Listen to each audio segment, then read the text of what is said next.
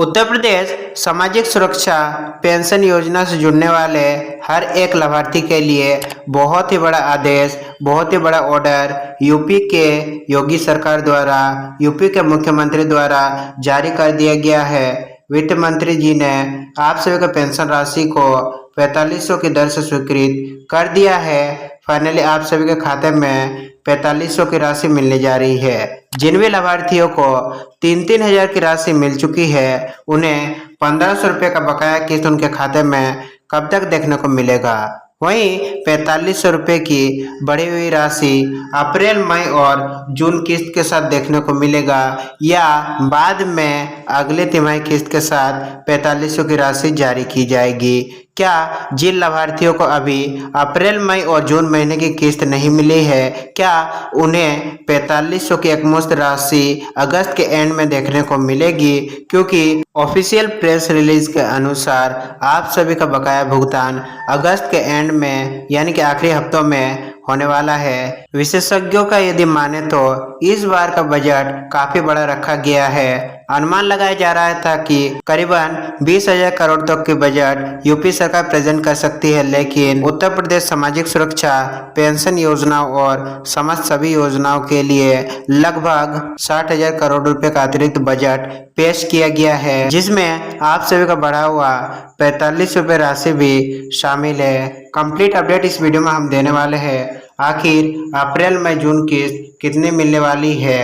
3,000 रुपये जिन्हें मिले हैं, 1500 रुपये का बढ़ा हुआ राशि कब तक देखने को मिलेगा? वहीं अगला किस्त वृद्धावस्था पेंशन का कब तक जारी किया जाने वाला है? यदि पिछला भुगतान पैटर्न को देखें तो आप सभी को 31 जुलाई से पहले वृद्धावस्था पेंशन की राशि मिल जाना चाहिए था, लेकिन अब तक किसी भी लाभार्थियों के खाते में वृद्धावस्था पेंशन की राशि जारी नहीं की गई है। वहीं विधवा पेंशन और दिव्यांग पेंशन की कुछ लाभार्थियों को खाते में पेंशन राशि मिल चुकी है और कुछ लाभार्थी जो बचे हुए हैं उन्हें वृद्धावस्था पेंशन के साथ उनकी किस्त को जारी किया जाएगा। चैनल पर पहली बार आए हैं, चैनल को सब्सक्राइब करके चैनल के साथ जरूर जुड़िए, क्योंकि इसी प्रकार से हम उत्तर प्रदेश सामाजिक सुरक्षा पेंशन योजना से जुड़े अपडेट्स को समय समय पर लाते रहते हैं। देखिए, उत्तर प्रदेश में सामाजिक सुरक्षा पेंशन का भुगतान हर 3 महीने में किया जाता है। इस समय अप्रैल, मई और जून 2026 की तिमाही का भुगतान सबसे बड़ा मुद्दा बना हुआ है। कई विधवा और दिव्यांग पेंशनरों को जुलाई महीने की 3,000 रुपये की किस्त प्राप्त हो चुकी है। उनके खाते में लगातार ट्रांसफर किया जा रहा था। देखा जाए तो 7 जुलाई से लाभार्थियों के खाते में पेंशन राशि आना शुरू हो गया था, लेकिन सबसे महत्वपूर्ण बात, लाखों लाभार्थियों को अभी तक कोई भी भुगतान प्राप्त नहीं हुआ है। विशेष करके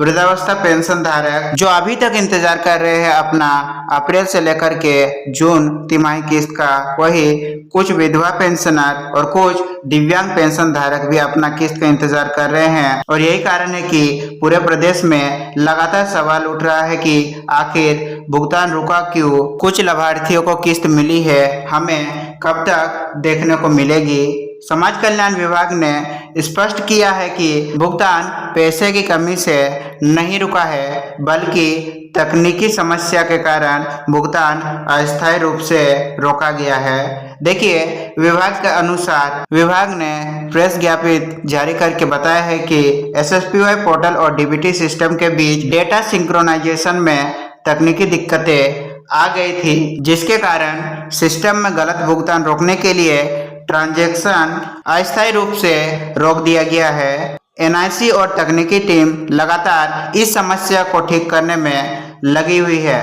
विभाग का कहना है कि अगस्त के अंतिम सप्ताह में रुके हुए भुगतान जारी किए जाएंगे, यानी कि जितने भी दिव्यांगजन, विधवा माताएं बहनें और जो भी बचे हुए कुष्ठ रोग पेंशन लाभार्थी है, उन्हें अगस्त के एंड में पेंशन राशि देखने को मिलने वाला है। वृद्धावस्था पेंशन की भी राशि उसी वक्त जारी की जाने वाली है।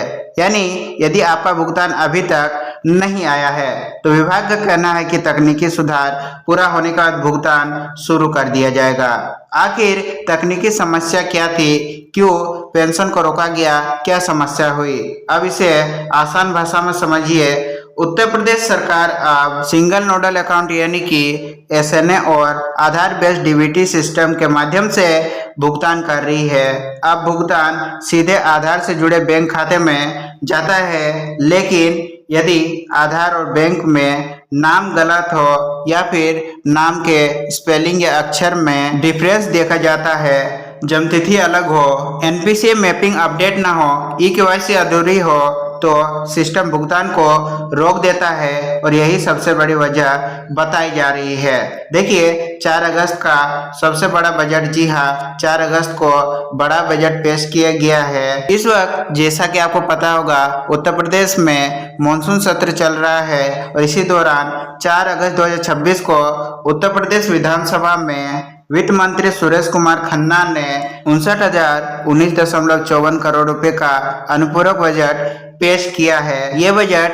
पहले लगाए जा रहे सभी अनुमानों में काफी बड़ा माना जा रहा है। देखिए इस बजट में समाज कल्याण विभाग, महिला कल्याण विभाग, ग्रामीण विकास, स्वास्थ्य, ऊर्जा सहित कई क्षेत्रों के लिए अतिरिक्त धनराशि रखी गई है। पेंशन बढ़ने की सबसे बड़ी खबर, जी हाँ इसी बजट में पेंशन को भी बढ़ाया गया है। अब आते हैं सबसे बड़ी अपडेट पर। मुख्यमंत्री योगी आदित्यनाथ पहले ही घोषणा कर चुके हैं कि सामाजिक सुरक्षा पेंशन 1,000 रुपये से बढ़ा करके 1,500 रुपये प्रति माह की जाएगी।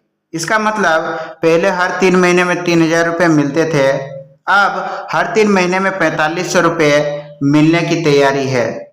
यानी कि हर लाभार्थी को सालाना 12,000 की जगह अब 18,000 रुपये मिलेंगे। ये लगभग 50% की बढ़ोतरी होगी। सोशल वेलफेयर और दिव्यांगजन विभाग ने बता दिया है कि आपका पेंशन राशि को बढ़ाया जा चुका है, 4,500 तिमाही किया जा चुका है। जिन भी लाभार्थियों के खाते में 3-3 हज़ार रुपये पहुँचे हैं, पोर्टल में जो तकनीकी समस्याएं चल रही है, जैसे ये समस्याएं हल होती है, बकाया बढ़ा हुआ 500 रुपये की राशि आपके बैंक खाते में ट्रांसफर की जाएगी। तो सवाल है कि क्या जिन लाभार्थियों को अप्रैल से लेकर के जून की किस्त अभी तक नहीं मिली है, क्या उन्हें एक साथ पहले का 3,000 प्लस अभी के बकाया बढ़ा हुआ 1,500 रुपये 4,500 उनके खाते में देखने को मिलेंगे?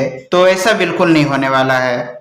जिस प्रकार से बाकी लाभार्थियों का भुगतान 3,000 करके किया गया है, उसी प्रकार से आपके भी खाते में 3-3 हज़ार की राशि ट्रांसफर करी जाएगी। बाद में जैसे ही भुगतान सभी लाभार्थियों के खाते में पहुंच जाता है, 500 रुपया का बकाया राशि सभी लाभार्थियों को जारी करना शुरू किया जाएगा। देखिए वृद्धावस्था पेंशन में बड़ा बदलाव, अब आधार कार्ड जन्मतिथि का प्रमाण नहीं माना जाएगा। यदि आवेदन करना है, यदि आप नया आवेदन देना चाहते हैं, तो आपको इनमें से कोई एक दस्तावेज देना होगा।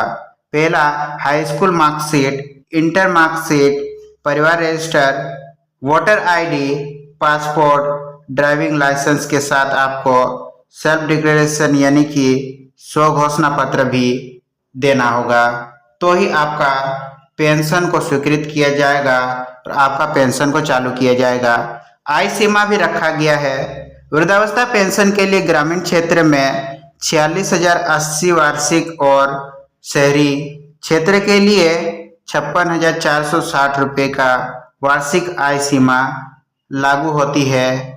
और यदि आप इस सीमा को एक्सीड करते हैं, इस सीमा को पार करते हैं, आपके डॉक्यूमेंट्स में पता लगता है कि आपकी आय इससे भी अधिक है, तो आपका पेंशन सूची से नाम को हटा दिया जाएगा। यदि आप नया आवेदन दे रहे हैं तो आपका आवेदन फॉर्म रिजेक्ट किया जाएगा। विधवा पेंशन, जी हाँ विधवा पेंशन में भी 1,500 रुपये प्रति माह देने की तैयारी है। उत्तर प्रदेश सरकार अभी आपका बढ़ा हुआ पेंशन राशि खाते में डालने की पूरी तैयारी में है। लेकिन सरकार केवल पेंशन ही नहीं दे रही है, बल्कि आयुष्मान भारत, मुख्यमंत्री जन आरोग्य योजना, प्रधानमंत्री आवास योजना से भी जोड़ रही है। यानी कि नकद सहायता के साथ स्वास्थ्य और आवास सुरक्षा भी देने की तैयारी में है।